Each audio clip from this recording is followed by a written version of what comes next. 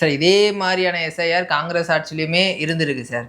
அப்பவுமே அப்ப இந்த மாதிரியான பிரச்சனைகள் திமுக அப்பயும் கூட இருந்திருக்காங்க சார். திமுக அப்பெல்லாம் அவங்க கேள்வி எழுப்பல, அப்ப அவங்க பிரச்சனை பண்ணல, போராட்டம் பண்ணல. பட் இப்ப மட்டும் ஏன் அப்படின்ற இப்ப அதான் நம்பிக்கை தன்மை இல்ல. இப்போ நீ நல்ல பையன்றதுனால நம்பிக்கை தன்மை இல்ல. ஆமா, நீ நல்ல பையன் அது இருந்தா நான் உனக்கு பேட்டி கொடுக்கலாம். நீ வந்து குதிரானால என்ன பண்ணாலும் எதிர்க்கிறாங்க அப்படின்ற ஒரு மைண்ட் செட்ல இங்க திமுக அப்படி இல்ல கண்ண. ஊழல் இங்க பாரு, ஹரியானால ஊழல், இதுல டெல்லியில ஊழல்னா நான் சொல்றது தேர்தலில் ஊழல், சரியா? இந்த மாதிரி ஊழல்லாம் வந்து ராஜஸ்தானுக்கு எல்லா மாநிலங்கள்லையும் ஊழல் பண்ணியிருக்கான்.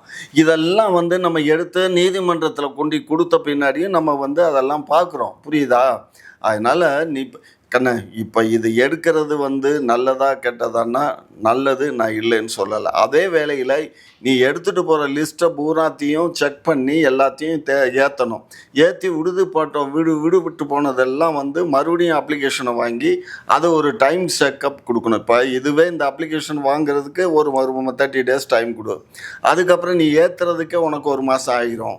நீ ஏற்றணும். ஏற்றி முடித்ததுக்கப்புறம் அதை ரிலீஸ் பண்ணி அதை சரி பார்த்து விட்டு போனது வச்சதெல்லாம் அதை ஒரு 1 மாதம் 2 மாதம் பார்த்தா தான் செல்லும். இப்போ எங்கே